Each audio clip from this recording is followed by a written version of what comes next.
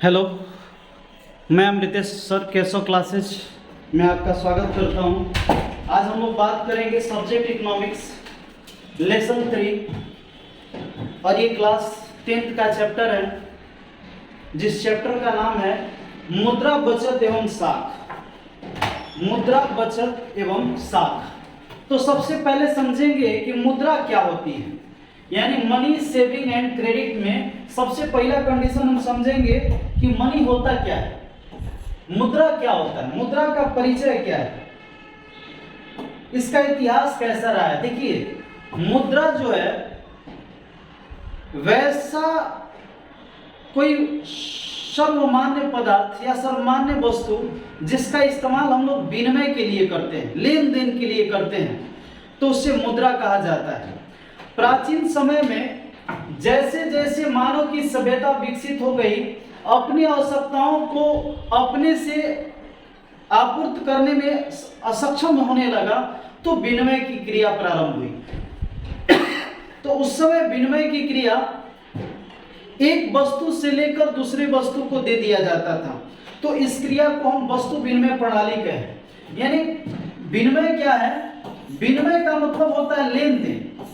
विनिमय का मतलब क्या होता है? लेन देन, यानी क्रय विक्रय की क्रिया, क्रय एवं विक्रय की क्रिया। इसको अगर हम दूसरे शब्दों में समझें तो स्थानांतरण, एक दूसरे से क्या हो रही है? स्थानांतरण की क्रिया हो रही है। तो इसके लिए सबसे पहले किसका इस्तेमाल किया जाने लगा? वस्तु मुद्रा। चूंकि पहले वस्तु मुद्रा तो थी नहीं, तो लोग वस्तु से खरीदने और बेचने का काम करते थे। हमें टमाटर की जरूरत है, अगला को क्या जरूरत है? गोभी की जरूरत है, हम उसको टमाटर दे दिए, वो हमको क्या दे दिया? गोभी। हालांकि ये सब तो प्रचलित भी नहीं था। मान लीजिए कि मेरे पास बैल है और अगला के पास गेहूं है। मुझे गेहूं चाहिए और उसको बैल चाहिए, तो ये हमको दे दिया, हम इसको दे दिए। तो इस स्थानांतरण को हम लोग क्या कहते हैं? वस्तु विनिमय प्रणाली। वस्तु के द्वारा विनिमय होता है, तो वस्तु विनिमय प्रणाली के नाम से जाना जाता है। वस्तु विनिमय प्रणाली की सबसे बड़ी समस्या क्या थी कि, यानी वस्तु विनिमय प्रणाली पहले समझ जाइए, बार्टर सिस्टम क्या है। यानी जब किसी अर्थव्यवस्था में किसी वस्तु को लेने के लिए अगर हम दूसरे वस्तु का इस्तेमाल करते हैं, तो इसे वस्तु विनिमय प्रणाली के नाम से जाना जाता है। वस्तु विनिमय प्रणाली का सबसे बड़ा दोष क्या है? वस्तु विनिमय प्रणाली का सबसे बड़ा दोष था किसमें? दोहरी संजोग नहीं हो पाती थी। दोहरी संजोग का अभाव माने क्या? मान लीजिए कि मेरे पास बैल है और मुझे गेहूं चाहिए, लेकिन जिसके पास गेहूं है उसको बैल नहीं चाहिए।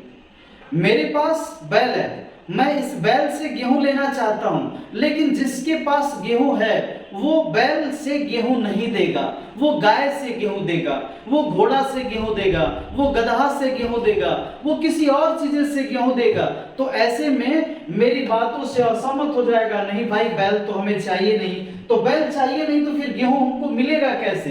तो ये स्थिति दोहरा संजोग कहा जाता है कि दोहरा संजोग का अभाव है। कभी कभी ऐसा हो जाता था कि मेरे पास बैल है, अगला के पास गेहूं है, मुझे गेहूं चाहिए और उसको बैल चाहिए, तो तुरंत साझा हो जाता, तो तू मेरा ले लो, मैं तेरा ले लेता हूं। तो इसको हम लोग क्या कहते हैं? दोहरे संजोग। और नहीं तो इसमें ज्यादातर दोहरे संजोग का अभाव होता था। दूसरा कंडीशन क्या है कि दूसरा कंडीशन किसमें?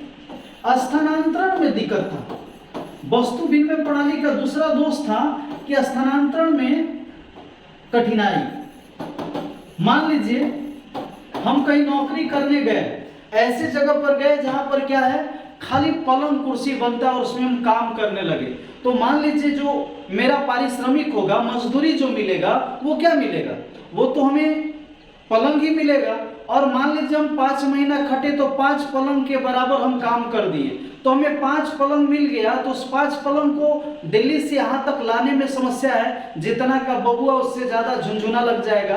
तो ऐसी स्थिति में हम क्या करते हैं? स्थानांतरण नहीं कर पाते हैं। आज हम यहाँ हैं, मेरा बेटा अगर पटना पढ़ रहा है तो हम पैसा के माध्यम से तुरंत भेज देते हैं उसके अकाउंट में, वहां वो पैसा निकाल लेता है। लेकिन मान लीजिए मेरे पास बैल है, मेरे पास गाय है, क्या गाय का ट्रांसफर बैंक के द्वारा हो सकता है? वहां पर बैंक से गाय निकल जाएगा?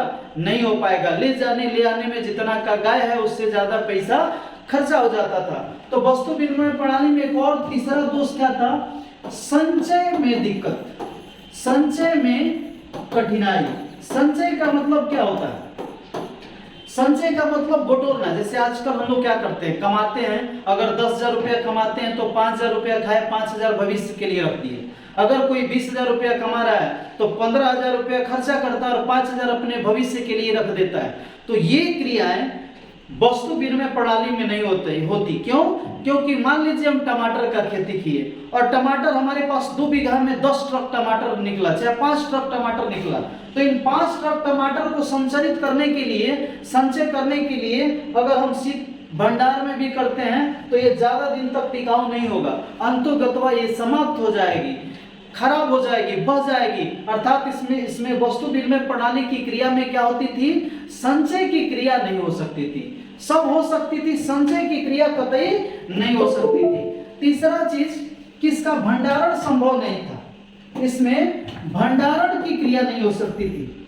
मान लीजिए इसमें भंडारण की क्रिया नहीं हो सकती थी, मतलब कि अगर मान लीजिए हम अभी रखे हुए हैं और उसको सोच रहे हैं कि अगला साल के लिए रख दे। जैसे मान लीजिए अभी टमाटर का खेती किए, 10 ट्रक टमाटर हुआ, उस सारे ट्रक को हम बेच दिए और बेचने के बाद जो पैसा मिलता है उस पैसा को हम फिर क्या करते हैं? बैंकों में संचित कर देते हैं, तो फ्यूचर में हमारा काम आता है। लेकिन ऐसी परिस्थिति में अगर हम टमाटर को बैंक में जमा करें तो टमाटर बैंक में जमा नहीं होगा, बल्कि टमाटर बैंक के नलियों के माध्यम से बहता हुआ सड़कों पर आ जाएगा।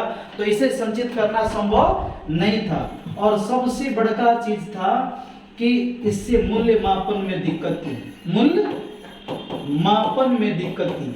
आज मान लीजिए ये पेन है, मान लीजिए इस पेन का दाम 50 रुपया हो सकता है। यदि ये रुपया नहीं होता तो हम इसको क्या कहते हैं कि इस पेन का दाम 25 टमाटर है, 15 नींबू है, 26 सेव है, 30 केला है, क्या है? कुछ नहीं हो पाता। तो मूल्य मापन में दिक्कत होता था। आज किसी भी चीज का दाम अगर बताना होता है तो हम आसानी से बता देते हैं कि ये बोर्ड कितना का है तो 2.5 लाख का है, ये मोबाइल कितना का है तो 20,000 का है, ये जो भी है लैपटॉप कितना का 50,000 का है। तो आसानी से हम किसी वस्तु के मूल्य का निर्धारण आसानी से कर सकते हैं। मूल्य मापन के बाद एक और सबसे बड़ा दिक्कत इसमें था कि अगर आप चाहिएगा तो समतुल्य व्यापार नहीं होता था, समतुल्य व्यापार नहीं होता था। मान लीजिए हमको 1 बोरा गेहूं चाहिए था और अगला को बैल चाहिए था, बैल का दाम 10,000 और गेहूं का दाम 2,000। हमको 1 क्विंटल गेहूं दिया और बदले में मेरा 10,000 संपत्ति ले लिया।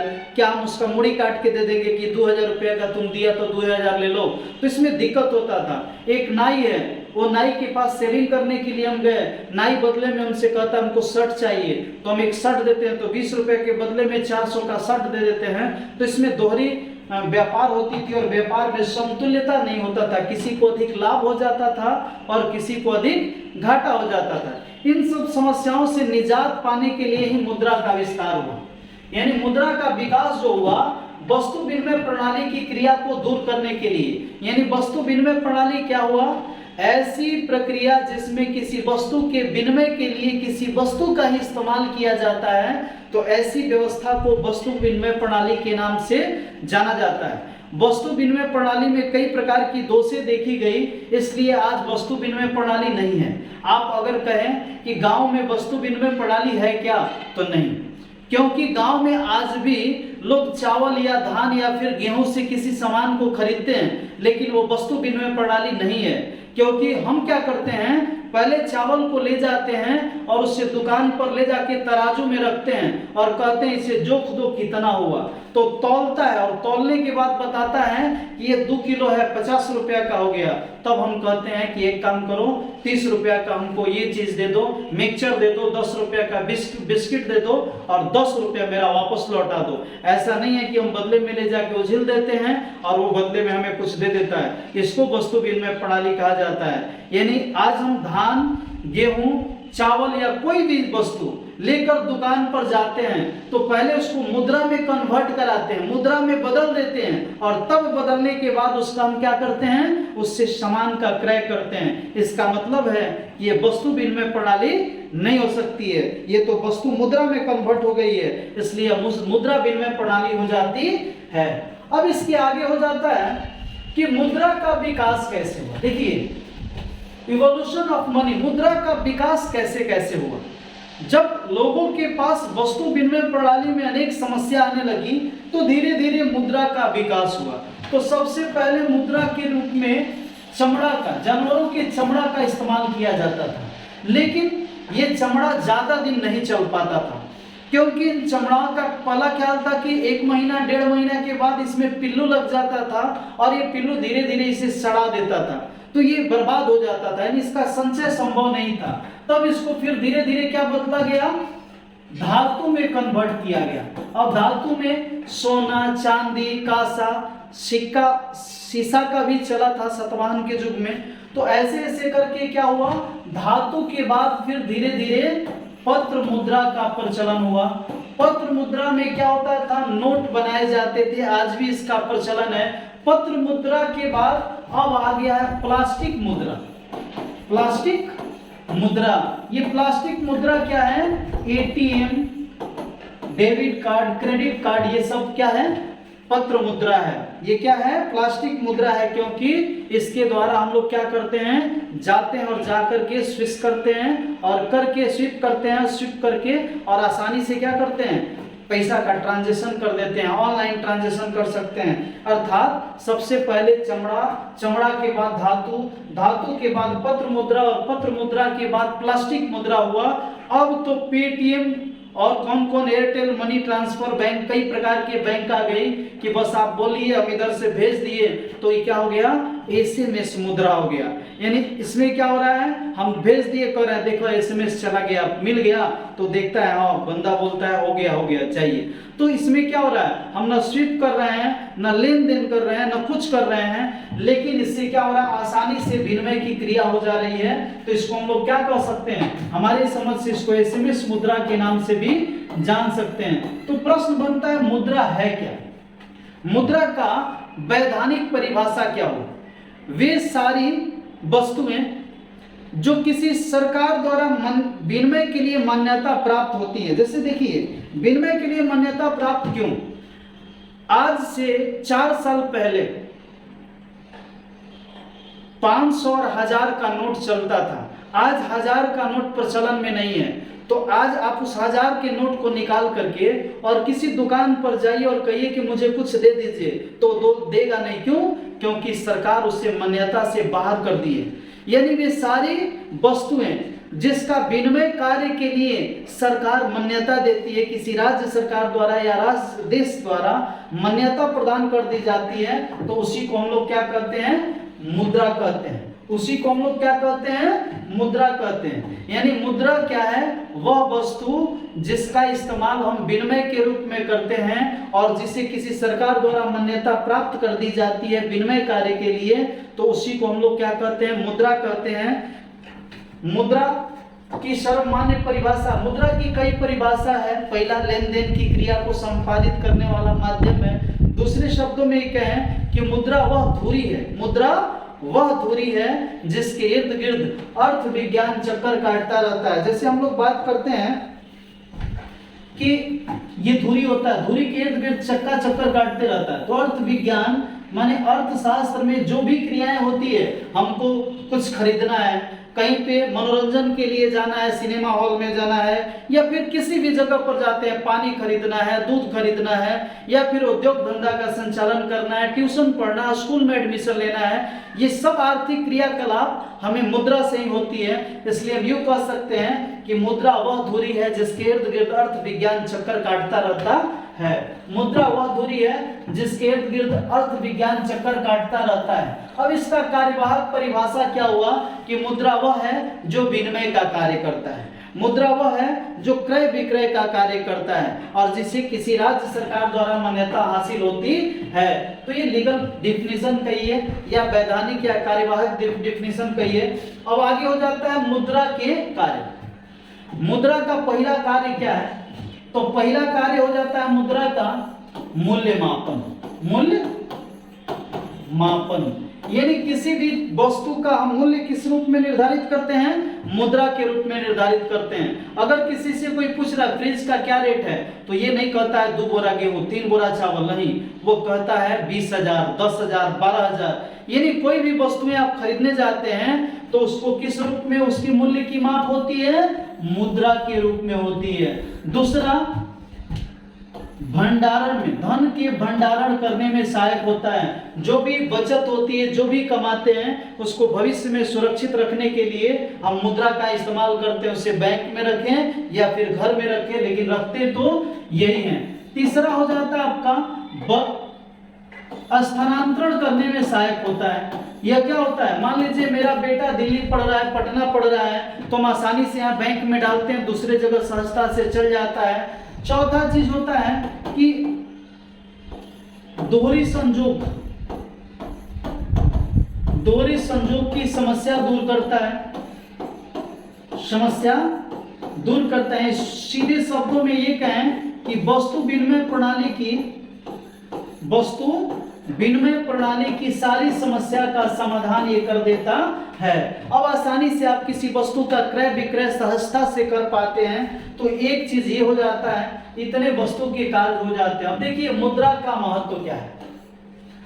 मुद्रा का महत्व ये भी पूछने वाली बात है। दुनिया पैसा के लिए कमा रहा है, यानी सीधा सीधा समझें कि हम किसी भी आर्थिक क्रियाकलापों का संपादन करना चाहते हैं तो उसके लिए मुद्रा की आवश्यकता होती है। अगर हम कोई बिजनेस करना चाहते हैं, कोई दुकान खोलना चाहते हैं, उद्योग खोलना चाहते हैं, या कोई भी दैनिक जीवन में कार्य करने जा रहे हैं, तो उसमें पैसा की आवश्यकता पड़ती है, मुद्रा की आवश्यकता पड़ती है।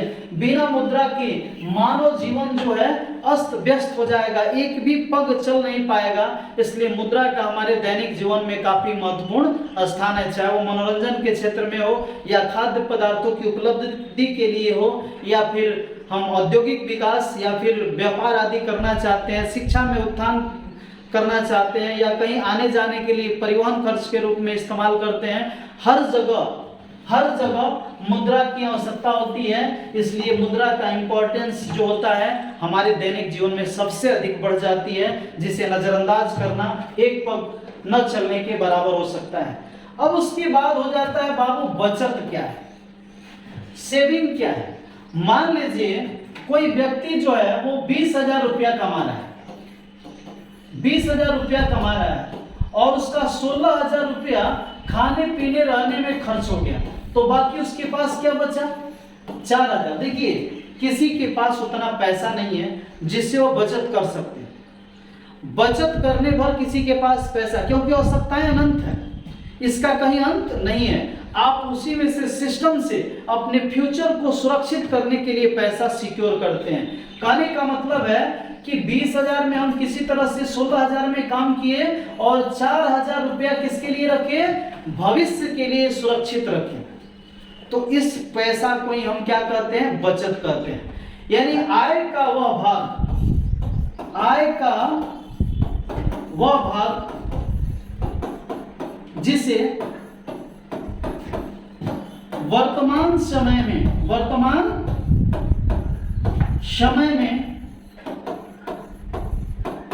उपयोग न करके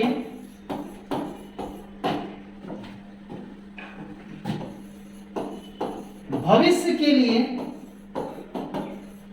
के लिए सुरक्षित रखा जाता है,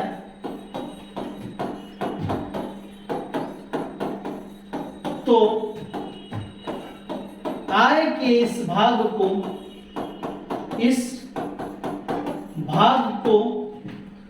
बचत कहते हैं। आय के इस भाग को बचत करते हैं। यानी बचत आय का वह भाग है जिसे वर्तमान में उपयोग न करके उसे भविष्य के लिए सुरक्षित रखा जाता है। ये बचत जो होता है पूंजी का निर्माण करता है और पूंजी से निवेश को बढ़ावा मिलता है और निवेश के बाद औद्योगिक विकास होता है, रोजगार के अवसर उपलब्ध होते हैं और दैनिक जीवन में आर्थिक विकास की गति प्रारंभ हो जाती है। लेकिन प्रश्न अब यहाँ बना कि बचत को निर्धारित करने वाले कारक क्या है? फैक्टर्स डिटरमाइनिंग सेविंग कैसे होगा, बचत कैसे होगा? बचत करने का निर्धारण का एक तथ्य होता है। देखिए बचत कैसे होता है, समझना यहाँ पे है कि बचत करने का पहला चीज है कि बचत करने की जब शक्ति होगी तभी बचत हो सकता है। पावर ऑफ सेविंग, अगर हमारे पास अपनी आवश्यकता भोजन, कपड़ा, आवास और शिक्षा के लिए कितना चाहिए, 12,000 से 15,000 रुपया चाहिए और हमारे पास क्या है 10,000 रुपया मंथली आ रहा है, तो इसका मतलब ये हुआ कि हमारे पास सेविंग करने की कैपेसिटी नहीं है। हमारे पास सेविंग करने की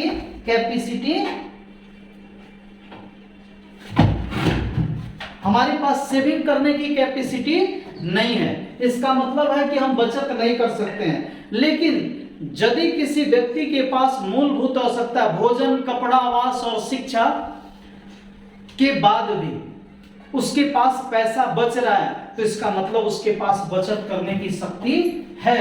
अब वो बचत करे या न करे। दूसरा हो जाता है आपका बचत करने की इच्छा। देखिए बचत करने की शक्ति है और बचत करने की इच्छा नहीं है तो बचत नहीं होगी।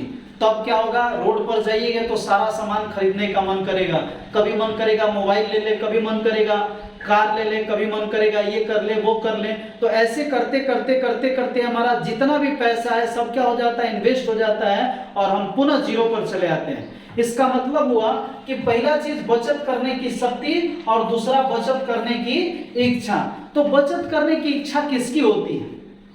ऐसा व्यक्ति जिसका अपने परिवार से लगाव होता है, जो अपने परिवार से ज्यादा प्रेम करता है, अपने बीवी बाल बच्चों के स्वास्थ्य की चिंता करता है, उनके शिक्षा की चिंता करता है, उनके भविष्य की चिंता करता है। तो ऐसे व्यक्ति को अक्सर देखा जाता है कि जो भी कमाता है उसका कुछ अंश बचा के रखता है ताकि फ्यूचर इसका सुरक्षित हो सके। तो ऐसे लोग में बचत करने की इच्छा बहुत ज्यादा होती है। तीसरा हो जाता है आपका बचत करने की सुविधा, फैसिलिटीज टू सेव। देखिए मोदी जी का एक कार्यक्रम हमको बहुत बढ़िया लगा कि जो ही वो देश में प्रधानमंत्री के रूप में आए तो सबसे पहले उन्होंने एक काम किया कि पूरे देश में जन धन योजना खुलवाई।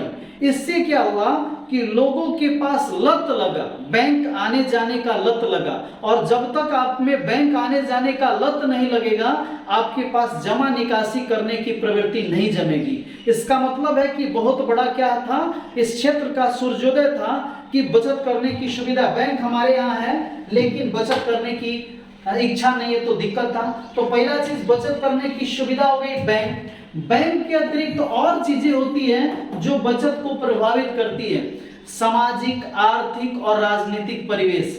आज मान लीजिए ऐसी स्थिति हो किसी देश की सामरिक शक्ति इतनी कमजोर हो कि कभी भी कोई देश उस पर आक्रमण करके और उसकी सारी संपत्ति छीन के ले चला जाएगा, क्या वहां का नागरिक वहां बचत करने के बारे में सोचेगा? कभी नहीं। अभी हम बता रहे थे कि 2012 में आई भूकंप तो ही बचैया है माई, तो ऐसा गाना निकला तो क्या सारे लोग बचत करने के मूड में थे? नहीं, जो है उसे खा जाओ, जितना खाना है खा जाओ। क्यों? क्योंकि कल के बाद बचने वाले नहीं है। तो बचने वाले नहीं है तो बचत करने की सुविधा यदि नहीं है तो समझ जाइए कि बचत होने वाला भी नहीं है, बचत नहीं हो पाता है। अब इसके बाद अगला हो जाता है आपका, अगला हो जाता है साख। अगला हो जाता है आपका साख।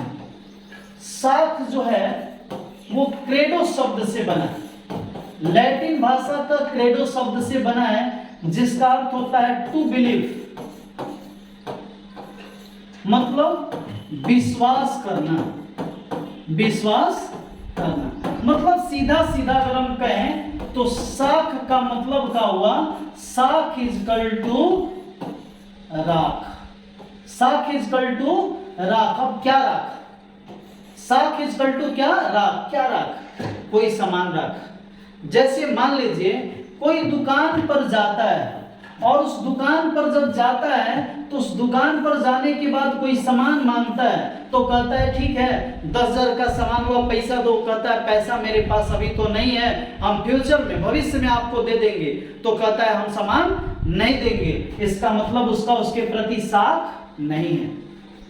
अगर कोई व्यक्ति किसी दुकान पर जाता है और 10,000 20,000 का सामान लेना चाहता है, लेकिन यह कहकर मुकरता है कि मेरे पास तो पैसा अभी नहीं है, हम 1 महीना के बाद देते इसलिए 1 महीना बाद खरीदते हैं, तो उस दुकानदार कहता है नहीं नहीं भाई ले जाइए, आपके पास कहाँ जाएगा, आप जब चाहिएगा तब दे दीजिएगा, आपके पास रहा या मेरे पास रहा कोई दिक्कत नहीं है। इसका मतलब है कि उस व्यक्ति का उस दुकानदार के प्रति साख मजबूत है, क्रेडिट मजबूत है, तभी तो दुकानदार कह रहा है कि मेरा सामान राख, मतलब हो गए साख। जब वो कह रहा है मेरा सामान तू राख, भविष्य में पैसा दे देना, तो इसी को कहा जाता है क्या, साख। साख माने राख, राख माने साख। जिसके पास साख है उसके पास कोई सामान रखने की कैपेसिटी अधिक हो जाती है, उसे सामान बहुत आसानी से मिल जाता है। अब प्रश्न बनता है कि साख हुआ क्या है, यानी किसी व्यक्ति का वह क्षमता, किसी व्यक्ति का वह क्षमता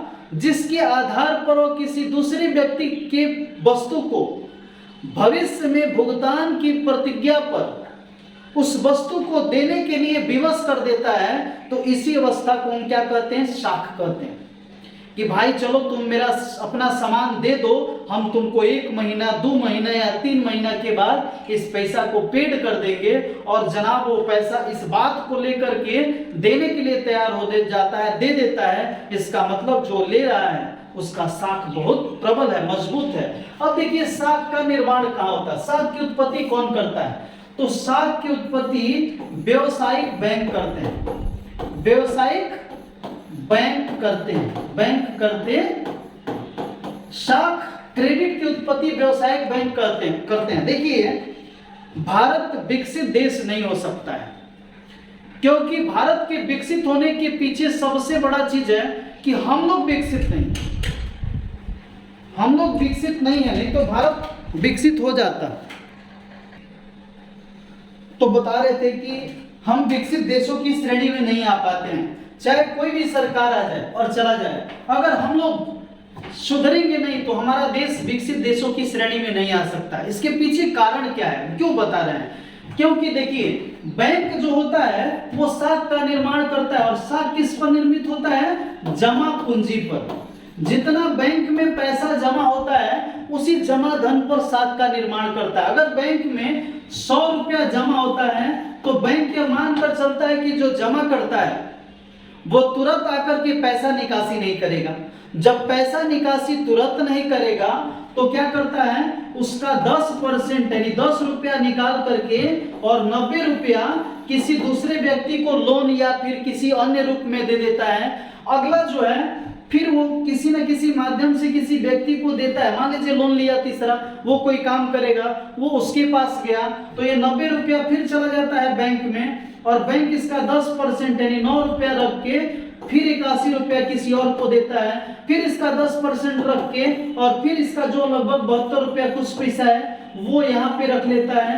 ऐसे ऐसे करते करते 100 रुपया को लगभग कई गुना, 10 गुना 12 गुना दिन भर में कर देता है।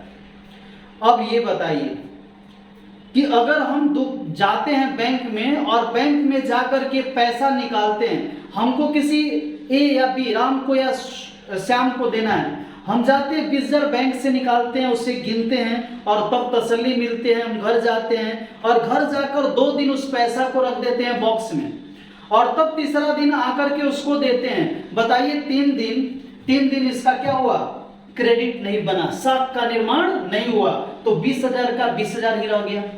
अगर हम ऑनलाइन ट्रांजैक्शन को बढ़ावा देते तो बैंक से जमा धन जो था वहीं रह जाता, बल्कि केवल एक व्यक्ति से दूसरे व्यक्ति के खाते में ट्रांसफर होता, लेकिन वो धन वहीं पे जमा रहता, इसके अतिरिक्त और कहीं जाता आता निकासी नहीं होता। तो बैंक जमा धन यानी जमा पूंजी के आधार पर क्या करता, ज्यादा से ज्यादा साख निर्मित करता, तो हमारे पास इन्वेस्टमेंट के लिए पूंजी अधिक हो जाता, निवेश करने के लिए पूंजी अधिक हो जाता, तब हमारे यहाँ औद्योगिक विकास ज्यादा होता, और औद्योगिक विकास होता तो रोजगार के अवसर उपलब्ध होते, रोजगार के अवसर उपलब्ध होते तो लोगों के पास आय की कैपेसिटी बढ़ जाती, क्रय करने की कैपेसिटी बढ़ जाती, तो अन्य लोग व्यवसाय से जीवन यापन करने लगते, कई प्रकार की आर्थिक क्रियाकलाप चारों तरफ होने लगती, कोई दूध बेच के, कोई पान बेच के, कोई अन्य कई दुकानें खोलकर जीविकोपार्जन करने लगता, तो सारे पूरे देश के नागरिकों की इकोनॉमिकल कंडीशन, आर्थिक स्थिति दुरुस्त हो जाती। लेकिन दुर्भाग्य है कि हम लोग आज भी ऑनलाइन ट्रांजैक्शन को बढ़ावा नहीं दे रहे हैं। सरकार इतना तक प्रेफर कर रही है कि फोन पे करो, तुमको क्या कर रही है, कैशबैक दे रही है। कैशबैक क्यों दे रही है? क्योंकि कैशबैक जो है वो यहीं से प्राप्त होता है। कैशबैक क्यों मिलता है?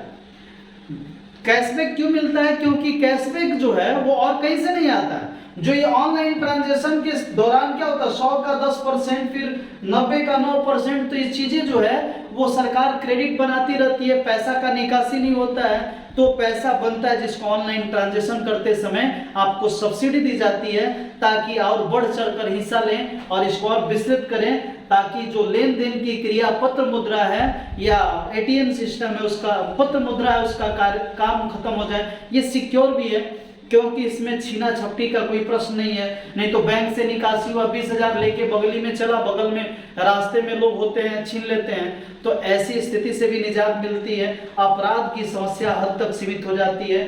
तो आज का ये चैप्टर जो था पत्र मुद्रा, साख के गुण, साख से क्या होता है, पूंजी का निर्माण होता है, पूंजी से निवेश को बढ़ावा मिलता है, निवेश से औद्योगिक विकास होता है, और औद्योगिक विकास से रोजगार के अवसर उपलब्ध होते हैं, रोजगार के अवसर उपलब्ध होने से गरीबी, भुखमरी आदि की समस्या का समाधान होता है।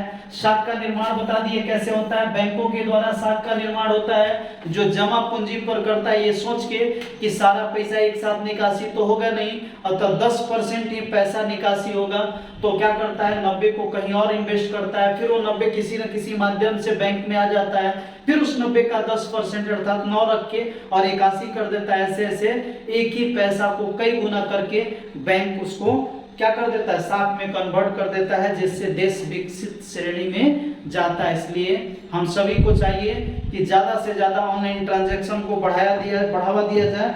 धन्यवाद ये फॉर वॉचिंग माय वीडियो।